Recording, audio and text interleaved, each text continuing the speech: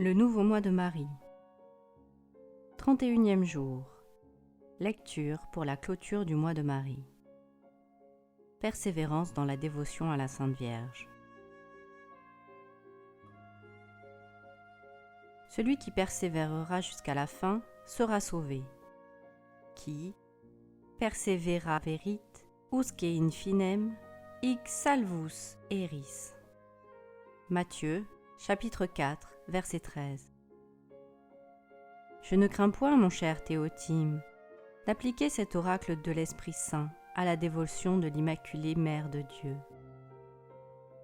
Oui, ô Vierge Sainte, pouvons-nous dire avec un de vos plus grands serviteurs, le bienheureux Alphonse de Liguori, oui, si je persévère à vous servir, à vous aimer, à vous prier, je suis assuré de mon salut? Ce que je crains, ô ma Sainte Mère, ce n'est pas que vous m'abandonniez la première, mais que moi, malheureux et ingrat, je ne vienne peu à peu à quitter votre service. Hélas, mon cher Théotime, déplorable inconstance du cœur humain. Saul a bien commencé, Judas a bien commencé, Tertullien a bien commencé, mais ils ont mal fini. Et dans l'affaire du salut, c'est la fin qui décide de tout.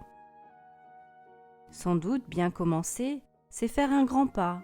Bien continuer, c'est s'assurer presque de la persévérance. Mais après tout, nous ne serons jamais en droit de nous endormir dans le sein de la sécurité. Parmi les serviteurs de Marie, combien ont mis la main à l'œuvre et qui ont ensuite regardé en arrière? Combien qui jeûnaient autrefois en son honneur et qui maintenant ne jeûnent plus? Combien qui portaient le scapulaire et qui ne le portent plus? Combien qui communiaient à toutes les fêtes et qui ne communient plus? Combien qui récitaient le chapelet et le rosaire et qui ne le récitent plus? Combien qui étaient de ces confréries et de ces congrégations et qui maintenant n'en sont plus? Examinons un instant, mon cher Théotime, les causes de notre inconstance dans le service de la Reine de tous les saints, et en même temps les motifs puissants qui devraient nous attacher irrévocablement à Marie. 1. Cause de notre inconstance dans le service de Marie. Le monde est un théâtre où la scène change continuellement. C'est un fleuve rapide qui ne s'arrête jamais. Et si l'on s'attache à ce monde passager et fugitif, il faut nécessairement se laisser emporter avec lui. De là vient que l'on quitte si aisément le service de Marie. Il est bien vrai que, dans tous nos besoins, nous avons recours à sa puissante protection. Un malade l'invoque pour recouvrer la santé, un matelot pour éviter le naufrage, un criminel pour fléchir son juge, un pauvre pour être soulagé dans sa misère. Mais la dévotion ne dure qu'autant que le péril et l'affliction. Pourquoi encore cette inconstance dans le service de Marie? Parce qu'on est lâche et paresseux. Vous trouverez quantité de gens qui veulent bien se sauver, pourvu qu'il ne leur en coûte rien, qui seront de toutes les dévotions, pourvu qu'elles ne les incommodent point. La dévotion à la Sainte Vierge leur revient assez. Ils vous disent qu'elle est de leur goût. L'espérance d'aller au ciel pour quelques petits services qu'on lui rend sera un attrait, même assez puissant pour les faire entrer dans ces congrégations. Mais quand on se voit obligé par honneur et par conscience à se retrancher beaucoup de choses qu'on se permettait auparavant, alors vient le dégoût. Mon Dieu, dit-on, que ces dévotions sont fatigantes, que ces confessions reviennent souvent, qu'on a de peine à se lever si matin. Ne peut-on pas faire son salut sans être de toutes les confréries? Oui, sans doute, on pourrait le faire. Mais convenons aussi que souvent, pour n'être pas de ces pieuses associations, pour ne pas faire ce qui est de surérogation, l'on oublie ce qui est de précepte et l'on se damne. La troisième cause de cette inconstance est la fureur de Lucifer contre la dévotion à la Sainte Vierge. C'est Marie qui a été l'instrument de notre rédemption. C'est par son moyen, dit saint Bernard, que le ciel est rempli, que l'enfer est vaincu, que la terre est sanctifiée, que les hommes sont sauvés, que les grâces divines découlent sur nous en abondance. Quelle merveille après cela, si Satan lui porte une haine irréconciliable, et s'il cherche à détruire sa dévotion dans les âmes. Pour nous, mon cher Théotime, que cet acharnement de notre ennemi soit une raison de persévérer dans cette sainte et salutaire dévotion. 2. Motif de persévérance.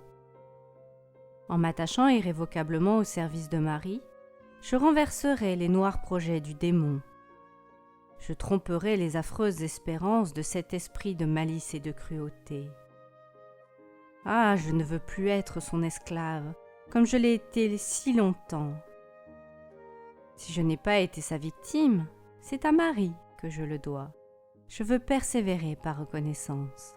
Je veux persévérer pour l'amour de Marie, parce que j'y ai trouvé la paix du cœur. Hélas, ô Mère de miséricorde, combien votre pauvre enfant n'a-t-il pas souffert, tant qu'il a été loin de vous? Que de remords! Me voici enfin rentré dans ce sanctuaire. Je m'y vois en sûreté à l'abri du manteau royal, de votre protection. Plutôt mourir que de quitter mon asile, mon paradis. Je persévérerai, parce que le temps est court et l'éternité bien longue. Dans un an, mon cher Théotime, y serons-nous, vous et moi?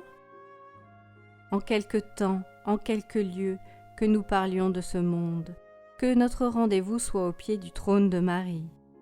C'est là que je vous attends. Si je m'en vais le premier, c'est là que je veux aller vous rejoindre.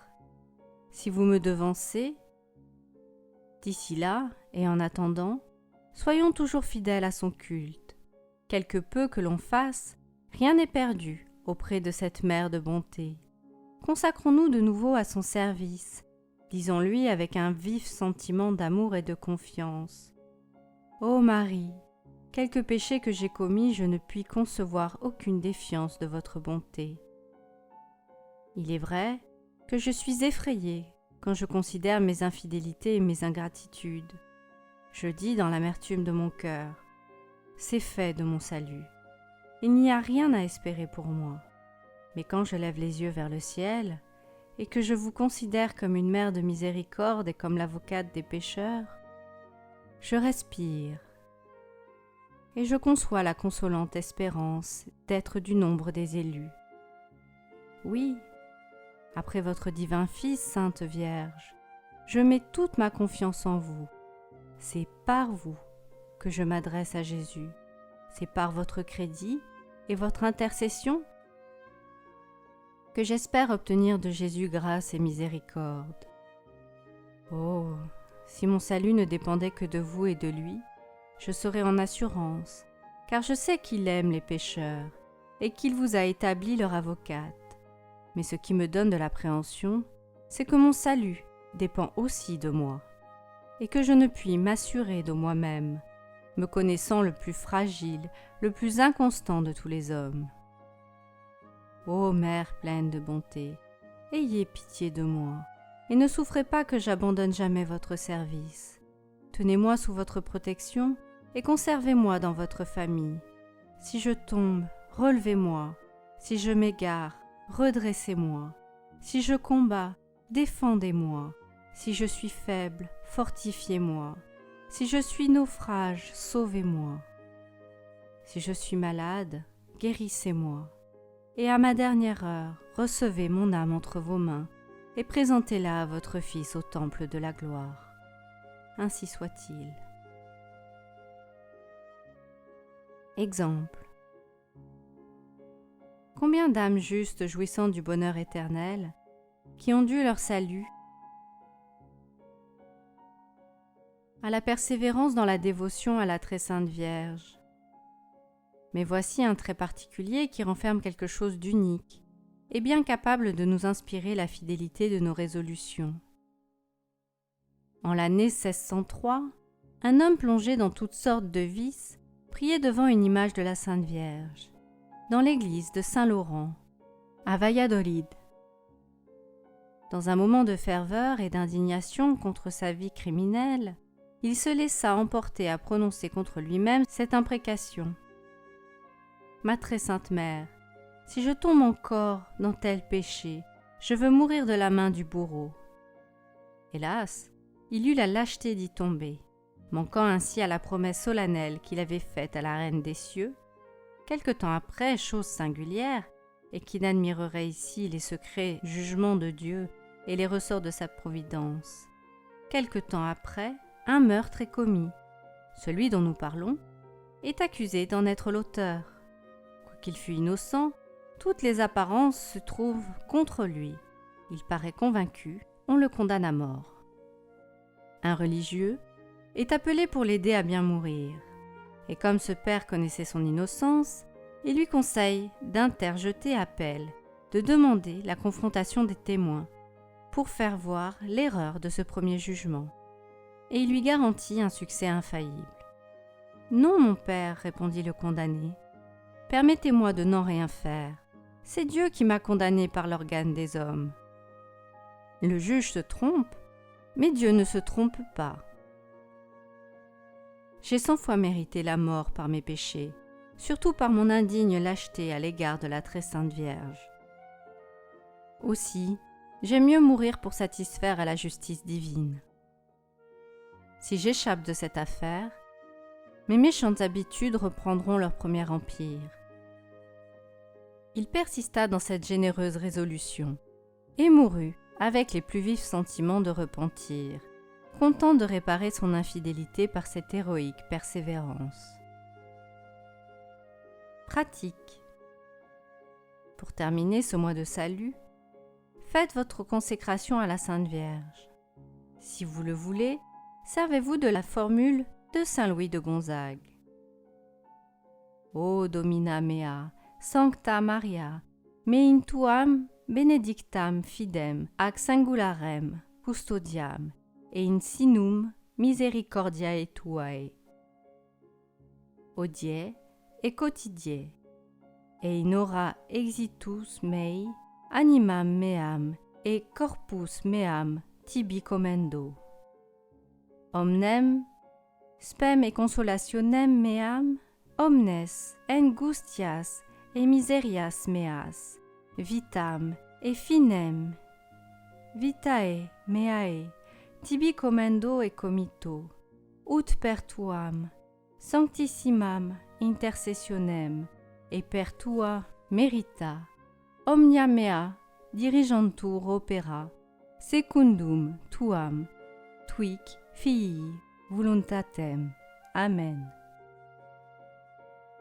Ô Marie, Vierge très sainte, et mon auguste souveraine, je me mets sous votre protection, je me jette avec un entier abandon dans le sein de votre miséricorde. Je vous confie, pour tous les instants de ma vie, et surtout pour l'heure de ma mort, mon corps et mon âme, et ce qui m'appartient. Daignez recevoir encore, ô ma tendre mère, mes peines et mes craintes, mes consolations et mes espérances, afin que par votre puissante intercession et par vos mérites, je n'ai, dans mes actions, pour seul et unique but, que votre bon plaisir et la sainte volonté de votre divin Fils. Ainsi soit-il. Le nouveau mois de Marie est désormais achevé, terminé. Il n'y a plus de lecture. Il existe néanmoins des cantiques qui suivaient les lectures et achevaient le manuscrit. Vous m'excuserez, mais mon latin n'est déjà pas très bon, mais la récitation de cantiques n'est vraiment pas mon fort. Je vais donc vous préserver de cette épreuve. Néanmoins, d'ici quelques jours, j'irai retranscrire ces cantiques sur la page de la 5e semaine dédiée au nouveau mois de Marie, accessible sur laetitia.pro/nouveau-mois-marie. Marie. Libre à vous de les consulter ou pas. Merci d'avoir parcouru ces lectures en ma compagnie. Elles vous sont proposées en donation libre et consciente. Pour réaliser votre don, c'est très simple. Rendez-vous sur laetitia.pro/donation. Merci d'avance pour votre participation. Si cette lecture vous a plu, soyez libre de la partager ou simplement de cliquer j'aime. Vous pouvez aussi, si vous le souhaitez, vous abonner à la chaîne. Vous pourrez ainsi facilement découvrir les prochaines lectures. Je vous souhaite une belle et douce journée. À bientôt, bye bye.